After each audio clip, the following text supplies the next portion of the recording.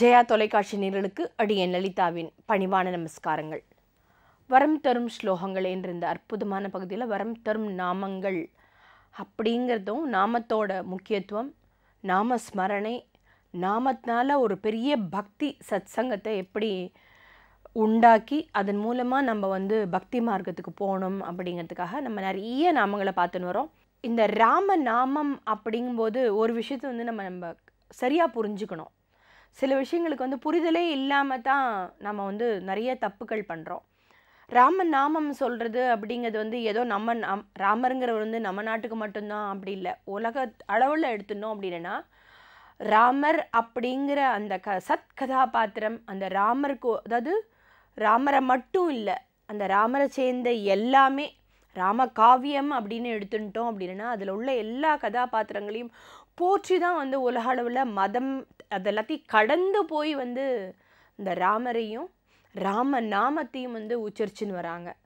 அது அது ஒரு பெரிய நம்மளுக்கு ஒரு பெருமை அப்படின்னு சொல்லணும். ஆனால் நம்ம அது பெருமையாக நம்ம பார்க்கறதில்ல அப்படிங்கிறது தான் ரொம்பவே வருத்தப்பட வேண்டிய ஒரு விஷயம். ஆனால் அதுக்கு இந்த ராமநாமம் ராமகாவியம் அப்படின்னு சொல்லிடுறோம். அதில் இப்போ நம்ம ராமத்தை ராமநாமா அப்படின்னு உச்சாடனம் பண்ணி அதுக்கு என்ன பலன் அப்படிங்கிறது நம்மளுக்கு விஷ்ணு சகஸ்ரநாமத்திலேயே சொல்லப்பட்டிருக்கு. பார்வதி தேவி இருக்கிறதுலேயே உசந்த மந்திரம் எது, கேனோபாயேன லகுணா அப்படின்னு கேட்குறா. ஒரு லகுவான மந்திரமாக இருக்கணும், அதே சமயத்தில் ரொம்ப எளிதாக மக்களால் உச்சாடனம் பண்ணி பலன் தரக்கூடிய ஒரு மந்திரமாக இருக்கணும் அப்படின்னு சொன்னபோது ராம மந்திரம், ராம அப்படிங்கிற அந்த ஈரெழுத்து மந்திரம் தான் 3 தடவை சொன்னால் அப்படியே விஷ்ணு சகஸ்ரநாமம் முழுக்க சொன்ன பலனை கிடைக்கும், 1000 முறை சொன்ன பலனை கிடைக்கும் அப்படின்னு நம்மளுக்கு சொல்லப்பட்டு நம்ம அதன் மூலமாகவே நம்ம விஷ்ணு சகஸ்ரநாமத்தில் மகாவிஷ்ணுவோட நாமங்களை சொல்கிறோம். ராம ராம ராமன்னு சொல்லிட்டாலே போகிறோம், விஷ்ணு சகஸ்ரநாமத்தோட சொன்ன பலன் கிடைக்கிறது அப்படின்னு பார்த்தோம். ஆனால் ராமனை பக்தி பண்ணி ராமநாமத்தையும் சொல்லிட்டு ராமர் பேரில் பக்தி பாடல்கள், அதாவது பக்தி பாடல்கள்னு இந்த இடத்துல சொல்லணும் அப்படின்னா கீர்த்தனங்களாக இயற்றி தன்னோட வாழ்க்கையே ராமருக்காக அர்ப்பணித்த ஒரு கதாபாத்திரம் யார் அப்படின்னு கேட்டோன்னா சத்குரு தியாகராஜர் தான். தியாகராஜரை பொறுத்த வரைக்கும் கர்நாடக இசை உலகத்தில் இனிமே மும்மூர்த்திகள் அப்படிங்கிறதுல அவருக்கு தான் ஒரு பெரிய ஒரு இடம் கொடுத்துருக்காங்க. தியாகராஜரை பற்றி நம்ம சொல்லவே வேண்டாம். ஏன் அப்படின்னு கேட்டோம்னா இந்தியாவையும் தாண்டி இப்போ அமெரிக்காவில் கிளீவ்லாண்டிலலாம் இப்போ தியாகராஜ ஆராதனை கொண்டாடுற அளவுக்கு அவர் உயர்ந்திருக்கார். அப்படின்னா அது எதனால்? ராம பக்தினால், ராம நாமத்தால் அப்படின்னு சொல்லணும். ஏன்னா அதாவது திருவையாறில் உற்சவம், திருவையாறில் தியாகராஜ ஆராதனை அப்படிங்கிறது தான் இருந்தது.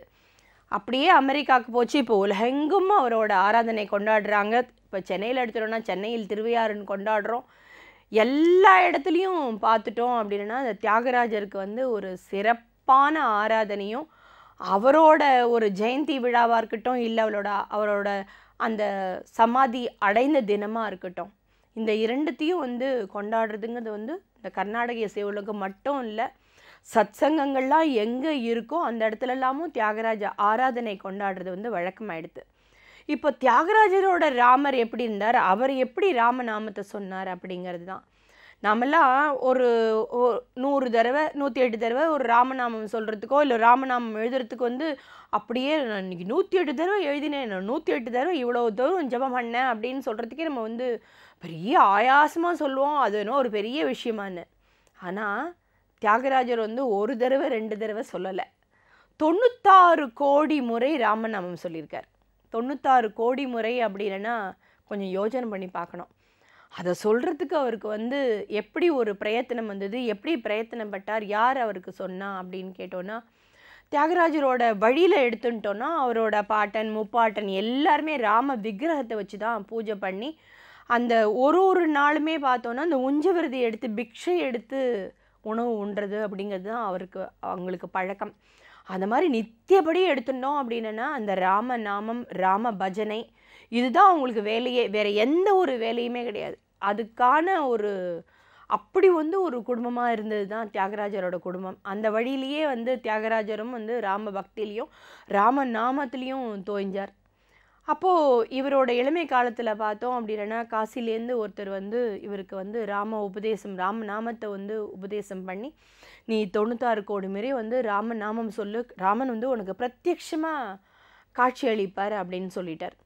சொன்ன உடனே அன்றைய தினத்துலேருந்து அவர் ஆரம்பிக்கிறார். அதாவது இந்த ராம நாமத்தை வந்து அவர் ஜபம் பண்ணி இந்த மாதிரி அவர் சொல்லணும். அப்படி அதாவது நம்ம ராமரை நேர பார்க்கணும் அப்படிங்கிற ஒரு வைராகியம், அந்த வைராகியத்தில் இந்த ராம நாமத்தை வந்து அவர் ஜபிச்சுட்டே இருக்கார். அவருக்கு என்ன ஆகுமா அப்படின்னு கேட்டோன்னா, 1,00,000 முறை வந்து அவர் சொல்கிறார் அப்படின்னு கேட்டோன்னா, ஒரு ஒரு ராமாயண காவியத்திலேருந்து ஒரு ஒரு அந்த நிகழ்வுகளும் வந்து அவருக்கு அப்படியே காட்சியாக வந்து நேரையே கிடைக்குமா. அப்படி வந்து அவரோட வரலாற்று குறிப்பில் சொல்லப்பட்டிருக்கு. அப்போது அப்படி ஒரு பாக்கியம் அவருக்கு கிடச்சிருக்கு. அதை வந்து அவர் என்ன பண்ணியிருக்காரு அப்படின்னு கேட்டோன்னா, தன்னோட கீர்த்தனங்களில் நான் வந்து இந்த மாதிரி ஒரு ராமாயண காவியத்துலேருந்து இப்படி ஒரு காட்சியை நான் பார்த்தேன்னு அந்த கீர்த்தனங்கள்லேயே ரொம்ப அழகாக கொடுத்துருக்காரு. ராமர் பேரில் அன்னி வேற வந்து மற்ற இறைமூர்த்தங்களுக்கெல்லாம் அவர் நிறையா கீர்த்தனங்கள் பண்ணலை, ராமருக்கு மட்டுமே தான் எடுத்து பண்ணியிருக்கார். அப்படி ருச்சிச்சு தான் வந்து பாடியிருக்காரு அப்படின்னு சொல்லணும். அப்படி ஒரு கீர்த்தனங்கள், அதில் ராமரை வந்து நேர பார்த்து அந்த ராமாயண காவியத்திலேருந்து ஒரு காட்சி கிடைத்தோன்னா அந்த காட்சியை இணைத்து வந்து பாடல்களில் சொல்லி அது நம்ம வந்து பாடுறதுக்கு கிடச்சிருக்கிறது அப்படிங்கிறது வந்து ஒரு பெரிய விஷயம்.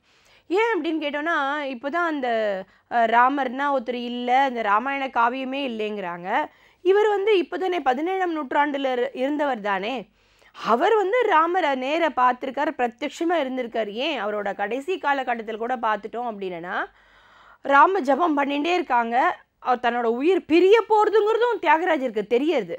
அப்போ தெரியும் போது சொல்லிட்டார், நான் அதாவது முன்கூட்டியே அந்த 96 கோடி முறை ராம நாமம் முடியும் போது கரெக்டாக சொல்கிறார். அவர் தன்னோட சிஷ்யர்கள்லாம் கூப்பிட்டு, என்னோட ஆயுஸ் வந்து நான் முடிய போகிறது, இன்றைய நாளில் நான் வந்து இந்த பகுள பஞ்சமி அன்னைக்கு நான் இறைவனடி சேர்ந்து தான் ஆகணுங்கிறத சொல்லிடுறார். சொன்னோன்னே எல்லாரும் சேர்ந்து கூட்டு பிரார்த்தனையாக அந்த ராம நாமத்தை சொல்லிகிட்டே இருக்காங்க. ராமநாமம் சொல்லும்போது அந்த இடத்துல தான் அவரோட உயிர் பிரியறது. உயிர் பிரியும்போது அதுலேருந்து ஒரு ஜோதி கிளம்பி போனதாகவும் வரலாறு இருக்குது. அப்போது ஒரு இந்த ராம நாமம் மட்டும்தான் அவரோட உயிர் மூச்சாக இருந்து தன்னோட கடைசி நிமிஷம் வரைக்கும் வந்து ராமரை பற்றியே நினச்சி ராமரோட கலந்துருக்கார். அப்போது இந்த கதாபாத்திரத்துலேருந்து நாம் தெரிஞ்சுக்கிறது என்ன அப்படின்னு கேட்டோன்னா, 2 எழுத்து தான் இந்த ராமநாமா. இதை சொல்கிறதுக்கு ஒன்றும் பெரிய விஷயம் இல்லை, இதை எழுதுறதுக்கோ ஒரு பெரிய விஷயம் இல்லை. ராம நாமத்தை வந்து சொல்லி அதனால் வந்து உயர்வடைந்த பல கதாபாத்திரங்கள் உண்டு. இன்றைய தினம் வந்து நம்ம தியாகராஜரோட கதாபாத்திரத்தை எடுத்துகிட்டு இருக்கோம். அவர் எப்படி ராமநாமம் சொன்னான்னு. நாளைக்கு வந்து வேற ஒரு கதாபாத்திரத்தோட உங்களை சந்திக்கிறேன். காயேன வாச்சா மனசேந்திரியைர்வா புத்தியாத்மனா வா பிரகிருதேஹே ஸ்வபாவாத் கரோமி யத்யத் சகலம் பரஸ்மைஹி நாராயணாயைதி சமர்ப்பயாமி. சர்வம் லலிதார்ப்பணம்.